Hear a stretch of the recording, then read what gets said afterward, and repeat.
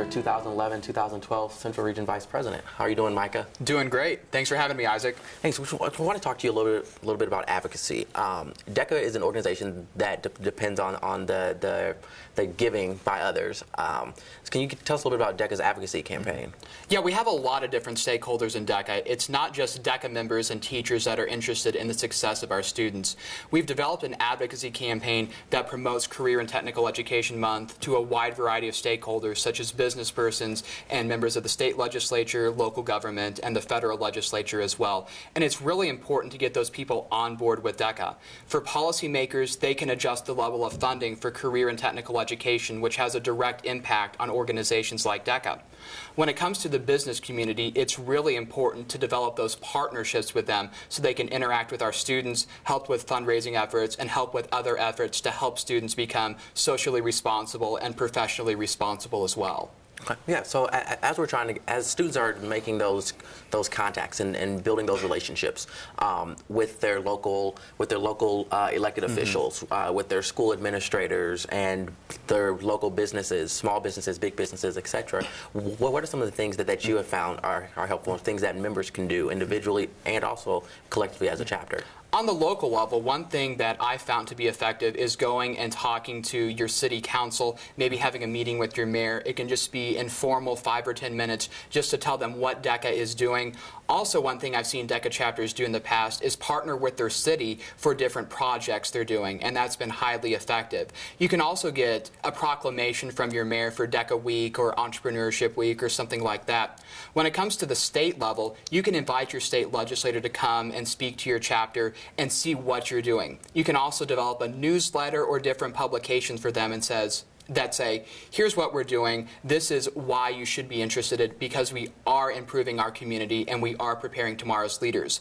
When it comes to U.S. congressmen and congresswomen, it's really important to push that Congressional Advisory Board, and that's something that DECA is really big on. We currently have about 30 members on our Congressional Advisory Board, but there are more members of Congress who really should be vested in DECA and really have a good understanding of what this organization can do for today's students who will be tomorrow's leaders. So on the federal level, really push that Congressional Advisory Board, and you can also invite your U.S. representative to come and visit your career and technical education program and your DECA chapter so they can get that personal connection as well. Gotcha. And as we're looking at making those connections with businesses as well, I know we have our National Advisory Board here on the national level, and different states have different programs that they also go to. But what are some of those connections and building those relationships between your individual chapter and local companies?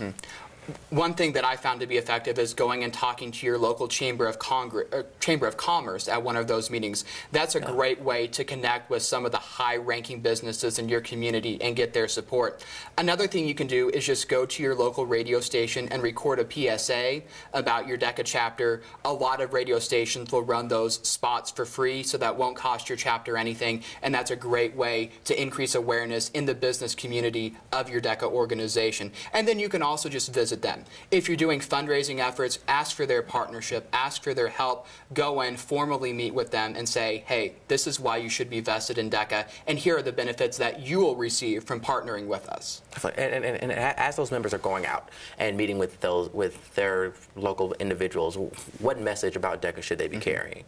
One of the big things is that DECA focuses on business management, marketing, hospitality, and finance, and actually 3 of the career clusters that DECA covers, marketing, business management, hospitality, and tourism, are the 3 fastest growing career clusters.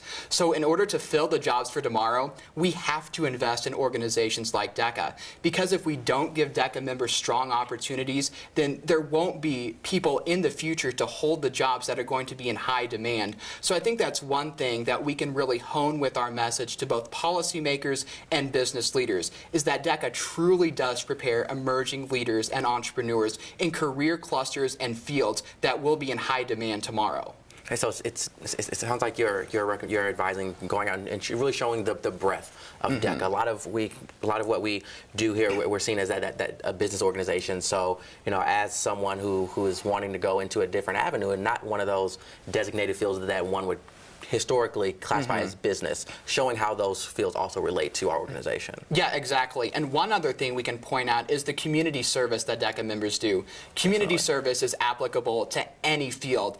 If you have a sense of community service, you can apply that to your job. You can have a sense of helping others in your job. So I think if you look at any aspect of DECA, it can relate to many different career fields, and it can help students be successful no matter whether they want to go into business, public policy, journalism, or any other field. Definitely. So it sounds like we've got a lot of wonderful ideas here, a lot of different things that should keep our local chapters busy and keep our members really engaged in their chapters and within the community.